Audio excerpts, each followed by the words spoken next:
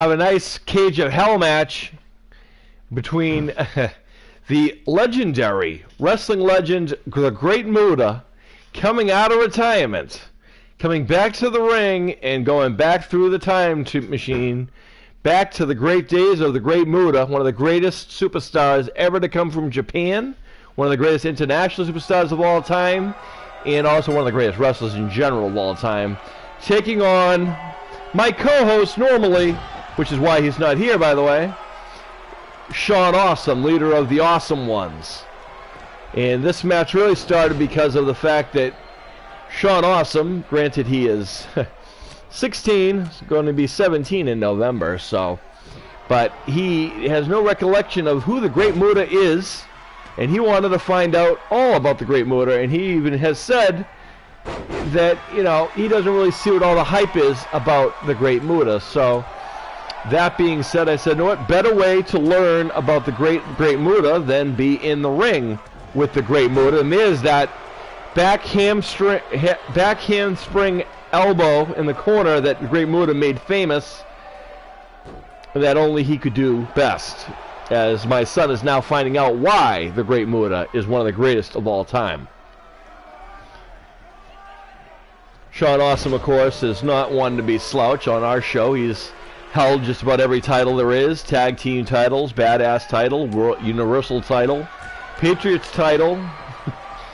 Great Muta, he's on our Classics roster, if you didn't know, and we're proud to have him on our Classics roster, as we have, if you guys like that old authentic wrestling stuff, and you guys like a lot of the old wrestlers of yesterday, and you thought, well, gee, we'll never get to see those customary dream matches and Dream Master things that we used to love. Well, you look no further that only we could bring you such great action as bringing back the legends of yesterday and making them work with today, and then ultimately finding out what's up and what's the best, greatest matches of all time.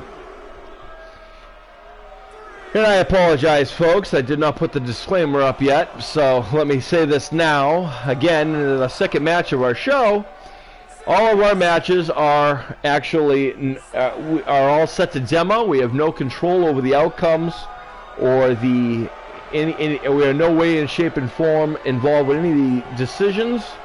We simply put the matches together, which for the most part are matches that you guys had suggested or that go along with the ranking system. The guys you see in these rings and these matches just today alone have earned the rights for various matches on our shows to get into these various matches. But our match, we have no control over the outcomes. We have no control over the gameplay, because trust me, folks, I can't play these things to save my life. But what I do enjoy is bringing these great dream matches that people have been asking for years and giving them life. And I know there's a lot of people out there since we've been doing this show that have kind of copied us or kind of gone on and done a different variation of what we do. But one of the things that sets us aside is the fact that I myself have been in the wrestling business for many years, and I've had a lot of personal encounters with a lot of the people on our roster, believe it or not, which is interesting in general. So I give that kind of wrestling authenticity, the fact that I actually know more about wrestling than just, what I'm calling off of things. I know a lot of history, so if you watch our classics, for example, I'll give you a little history lessons about different various things. Oh, Shawn Awesome almost was curtain's call on that one, as the Muta has got him down. And in case you guys were wondering now, folks, what the rules of a Cage of Hell is, what a Cage in Hell match was, basically the guys get in the Cage of Hell, which is completely enclosed, and you beat the guy down until he doesn't get up. Plain and simple. Because you go through hell doing that, trust me. As Muta right now looks like he's got the advantages. Shawn Awesome is down, and the last count he was up to 9. But anyway, folks, like I was saying, what I like to do is kind of give you guys backstories and give you guys the reasons why. And then, unlike all these other, shows out there, we actually have reasons for our, feuds or whatnot. But we also encourage you guys, the fans, to tell us who you guys want to see.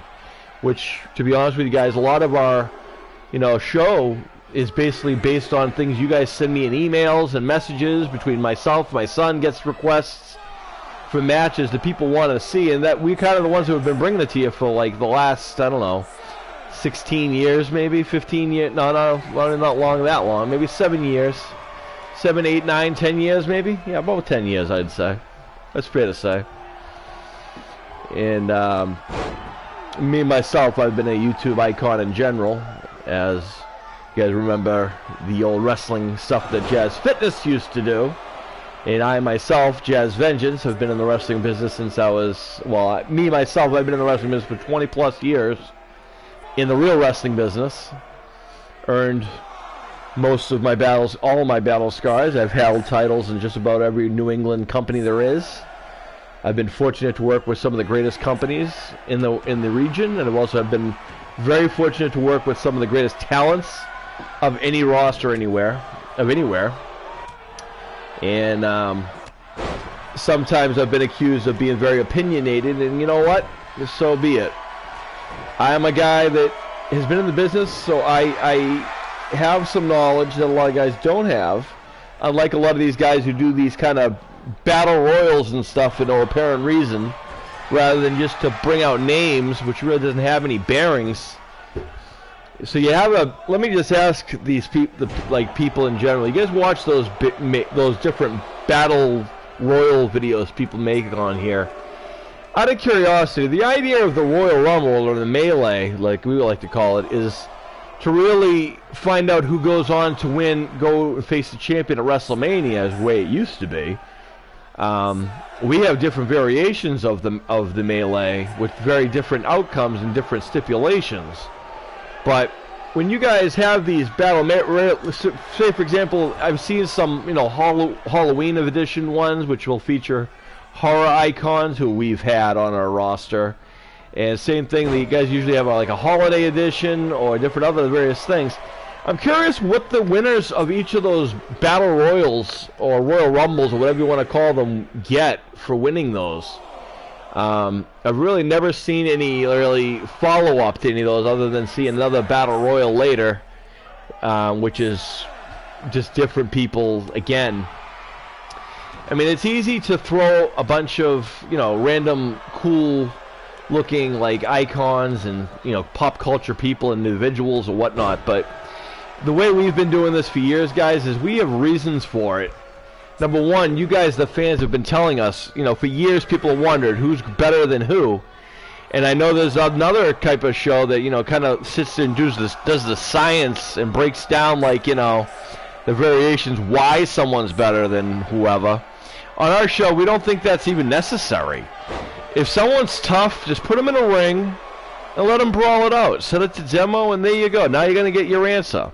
Because it's not controlled by me or my son or anybody else. It's controlled by the system, who decides ultimately who the better person is.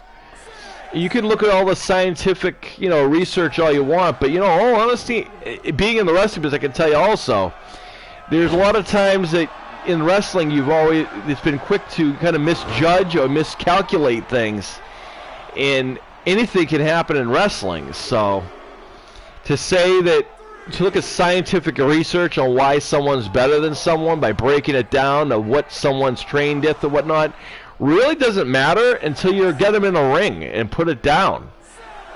I guess the moral lesson is don't talk about it, just do it. I think that, going through science is great. I mean, we like to see these dream matches, and to be honest with you, sometimes we get kind of, we need some new material, if you would. We'd love to hear some new ideas, like what are new things that people want to see. But here and there we've done it. I mean, on Dream Masters, we've been around since the beginning of doing this whole thing. Again, if you guys don't know the history of Dream Masters or Dream Matches back then or whatnot, trust me, sometime down the road you'll find out. But we started as kind of a way to cheer up a sick kid, turned out to be what you see now. So And the moral of my rant about, the difference between our show and others that have come after us is that, we really have, storylines, believe it or not, involved in our people, and we give our characters life and meaning. And there's reasons for rivalries, there's reasons for team-ups. Again, that's on the regular roster, but we are not afraid to try something new. So that's kind of cool. So... And just so you know, classics, again, after this regular show here, we're going to go to the classics show, and we're going to have some of those classic matches that we are newly done, actually, believe it or not. And I feel kind of bad that we haven't really done the kind of classic concept until recently, but, I just feel like it's time, I myself am winding down my in-ring wrestling career to take more of a kind of creative type of role, and it's just something I'm proud of and happy about. As Muta's down, I know I've been talking throughout this entire match, but I got to tell you, this is actually a really good match. And as Shawn Awesome goes for the stamp of disapproval, and there it is for the great Muta. I'm just taking a minute from my ranting just to compliment the guys in the ring right now, that they're bringing it to each other. And Muta hasn't lost a step for those guys who are Muta fans. As you can see, he's pretty spot on. And Shawn Awesome, of course, you guys are familiar with. He hasn't changed much either. And this has been really back and forth. And every time you think someone's going to be down, they get up at 8 or 9. Showing the tenacity of both these guys. And both of them, let me tell you, that my son can go. He's even been lucky enough to score a win off of me here and there. As they go now to the outside of the ring. Again, they go until there is no rules in a cage of hell, really. It's just you brawl until one guy doesn't get up. I guess my strategy would be go to the top of the ladder, to go to the top of the cage and throw someone off. It would be hard to get up after that, I would imagine. I've never actually seen someone get up right after, except for the great legendary hardcore icon himself, the Mick Foley, who got thrown off the top of the ladder and went on to get back in the ring and then got thrown through the ladder and still ended up losing, by the way, but still just the fact that he got thrown off the top of the ladder and got back in the ring to continue a match. Fun trivia for you guys, and I know that, it's been said before, but I want to make sure I point it out. A lot of people have a different of opinions on that whole Mick Foley-Undertaker match, where Foley got thrown off the ladder and got thrown through the table first. Now, you think that was sick, and a lot of people think that's where Mick Foley got really messed up. But here's the facts, folks. He was supposed to get thrown off the top of the cage. That was not a work. That was something they wanted to do. What really injured Mick Foley in the match was getting thrown through the top of the cell, and because that wasn't supposed to give. And if you watch the match on the top of that cell, it kind of gives in here and there. And it was until they were on top of the ladder, on the top of the cage rather, that it ended up the cage gave away finally. You got to talk. Undertaker himself was 328. Mick Foley's probably high, almost close to 300, maybe even at 300. I don't even know. Mankind at that time. But you put these two guys up there, that's a lot of weight on the cage. If you look at the cage, it's pretty much a fence. You got all that kind of weight, and you guys are running around, throwing each other on, and eventually it's going to give away. So we're fortunate that Mick Foley, even though he did fall through the cage and get really messed up, and that's actually where he got injured. And, a lot of the whole thing about the tooth, the whole thing about the tooth coming through his nose and stuff, that whole thing really happened due to the fact the chair that was on top of the cage that was used in the match came down and smacked him in the face on top of him hitting the mat. And that's actually, how he got really messed up in that match. Not so much being thrown initially off the top of the cage. But one of the things I am proud about, in the same sense, now I'm kind of sometimes I'll have to admit that I sometimes regret about the fact that I have emulated the Mick Foley chair shot. One of the things I was proud about was the fact that I took the chair shots like Mick Foley, who just kind of took the straight chair shot to the head without blocking really and whatnot. And I used to, really contribute that to my soccer days, where I used to do a lot of the, usually doing the headbutts into the goals and stuff. And there's a winner, as I've been rattling on, and there's a final winner. We saw the mist there too, which is something Muta's also known for. I'm happy we got to see the mist. I haven't seen the mist in years. And Muta was spot on here. Shawn Awesome gave it his all. Here we see the stamp of disapproval. You see that right there. And in the end, it was the great Muta who showed the youngster exactly who is the great Muta and why he is respected and why he has the prowess that he has and the accolades. I personally think the great Muta is one of the greatest wrestlers I've ever seen in the ring back in the day.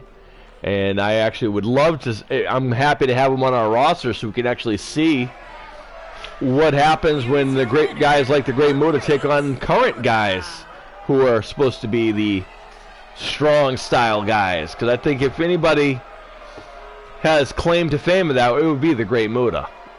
So hats off to both these guys, Shawn Awesome, my son, and the great Muta. But in the end, it was the great Muta who prevailed in this Cage of Hell match. All right, folks, stick around as we get the tag team titles on the line. So get ready, batten down the hatches. It's going to get extreme and barbaric. Right back.